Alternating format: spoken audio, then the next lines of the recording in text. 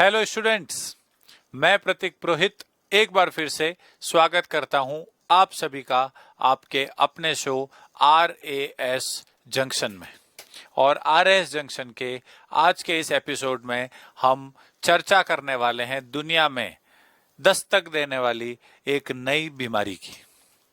जी हाँ, क्या ये फिर से कोरोना जैसी भयानक महामारी का रूप लेगी, यानी कि पैंडेमिक बनेगी, या ये उससे अलग है और आसानी से कंट्रोल में आ जाएगी? जी हाँ, मैं बात कर रहा हूं फैली नई बीमारी हंता वायरस की। कई सारे लोगों में हंता वायरस का संक्रमण हो चुका है, कंट्रीज ने अलर्ट भी जारी कर दिया है। तो आज के इस एपिसोड में हम डिस्कस करेंगे क्या है हंता वायरस, कैसे स्प्रेड होता है यानी कि कैसे फैलता है, बचाव के क्या तरीके हैं, लक्षण क्या हैं, कौन से बॉडी के पार्ट्स को ये नुकसान पहुंचाता है और अल्टीमेटली WHO इस पर क्या बोल रहा है। शुरू करने से पहले स्टूडेंट्स, अगर RS जंक्शन की ये सीरीज आपको पसंद आ रही हो तो RS उत्कर्ष यूट्यूब चैनल और इस सीरीज को अधिक से अधिक मात्रा में लाइक, शेयर और सब्सक्राइब जरूर करें, स्पेशली उन लोगों के साथ जो कंपटीशन एग्जाम्स की तैयारी कर रहे हैं। तो स्टूडेंट्स, अभी कुछ दिन पहले एक न्यूज आई थी कि डच का एक क्रूज था, डच मतलब हॉलैंड के देश का एक क्रूज था जो अफ्रीका में केप वर्डे से जा रहा था और उसमें लगभग 150 लोग सवार थे। उन 150 लोगों में एक इन्फेक्शन फैला, एक वायरल इन्फेक्शन फैला और उससे कई लोगों की मौत हो गई।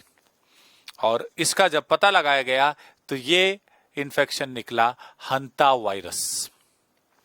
तो हंता वायरस एक्चुअल में इस क्रूज पर जो 150 लोग गए थे अफ्रीका का केप वर्डे, उन लोगों में हुआ है। और क्या इस हंता वायरस के लक्षण है और लोगों की मृत्यु कैसे हो गई, उस पे हम लोग चर्चा करने वाले हैं। तो देखिए, हंता वायरस जैसा कि नाम से पता चल रहा है एक वायरल डिजीज है, यानी कि एक विषाणु जनित रोग है। और ये बीमारी जो है ये फैलती है रोडेंट्स। रोडेंट्स का मतलब होता है चूहों से। जो चूहों जैसे जो जानवर हैं उनको रोडेंट्स कहा जाता है, उनसे फैलती है। ऐसी बीमारियां जो जानवरों से ह्यूमंस में यानी कि इंसानों में फैलती हों उन्हें जूनोटिक डिजीजेस भी कहा जाता है, जूनोटिक बीमारियां।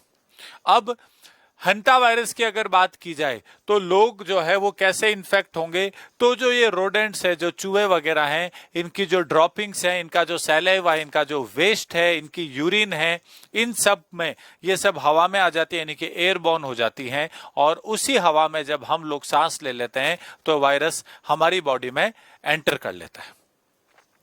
अगला प्रश्न ये उठता है कि ये हंता वायरस का नाम कहां से आया।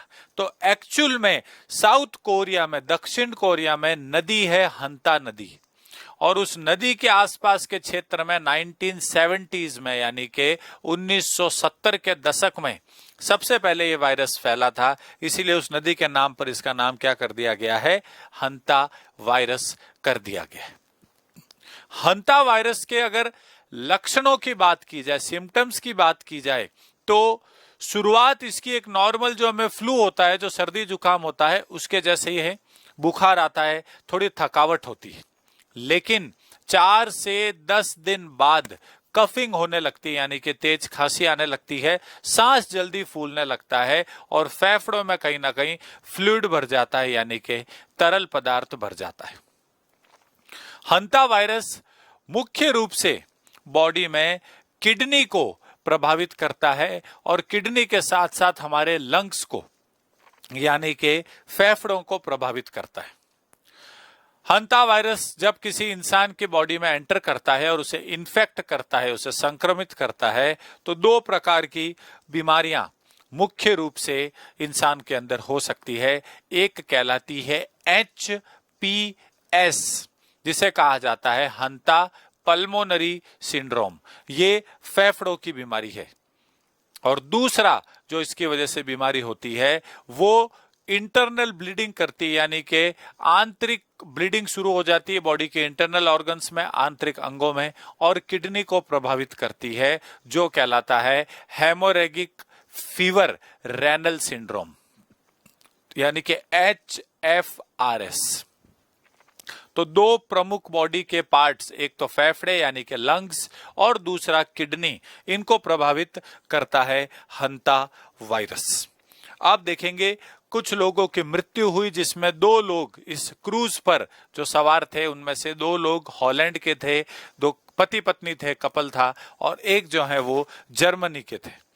अब एक्चुअल में रोग की प्रकृति कैसी है, तो देखिए हंता वायरस का एक परिवार है जो गंभीर बीमारियों का कारण बनता है। जैसे मैंने आपको बताया हंता वायरस पल्मोनरी सिंड्रोम, जिसमें तीव्र श्वसन संकट की विशेषता, आपको सांस लेने में दिक्कत आती है, शॉर्टनेस ऑफ ब्रेथ हो जाती है, और रीनल सिंड्रोम के साथ रक्त स्रावी बुखार जिसे HFRS कहा जाता है, हेमोरेगिक फीवर एंड रेनल सिंड्रोम। इसमें बेसिकली होता क्या, किडनी यानी कि गुर्दे की विफलता हो जाती है और इंटरनल ब्लीडिंग होती है, आंतरिक रक्त स्रावन होने लगता है।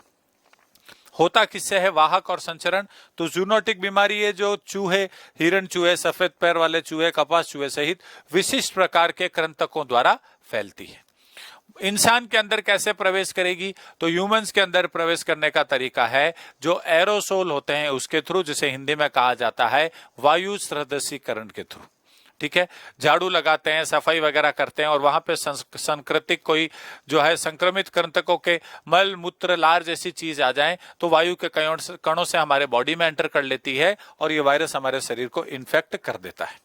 इसकी जांच, इसका डायग्नोस कैसे किया जाता है, तो सेम है PCR test, polymerized chain reaction test, जो कोरोना के टाइम पे भी लोगों में करवाया जा रहा था।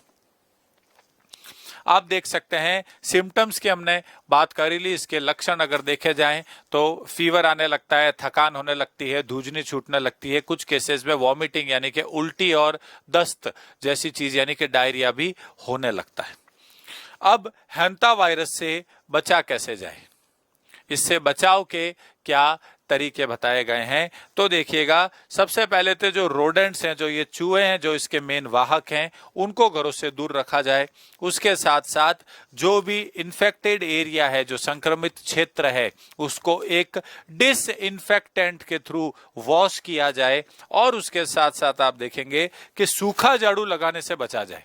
पहले पानी डिसइंफेक्टेंट गिराया जाए और उसके बाद इन जगहों को क्या किया जाए, साफ किया जाए जहां पे चूहे वगैरह आने का डर रहता है।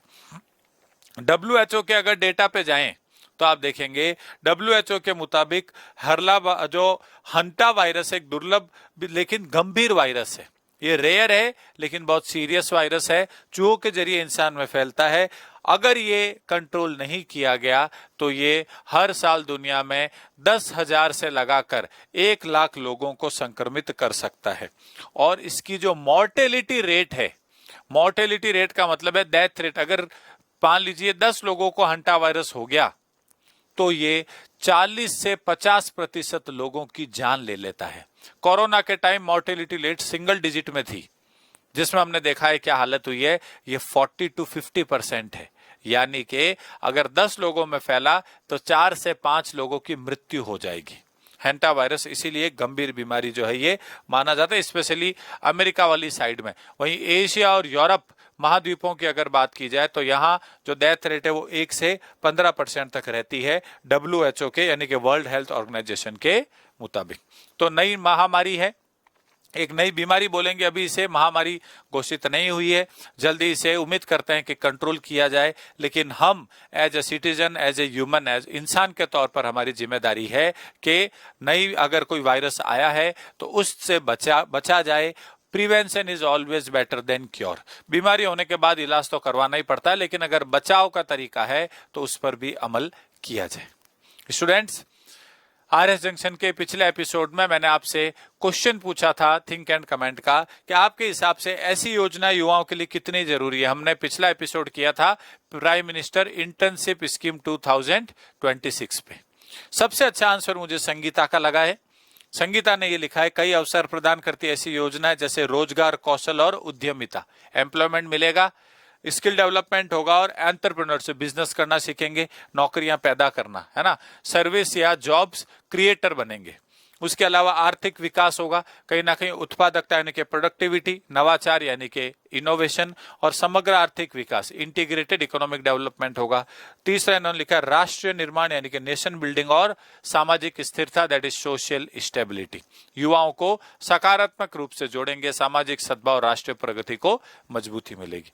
बहुत अच्छा आंसर है संगीता का, अलग अलग पॉइंट्स को कवर किया है, बहुत अच्छे से लिखा है, वेल डन।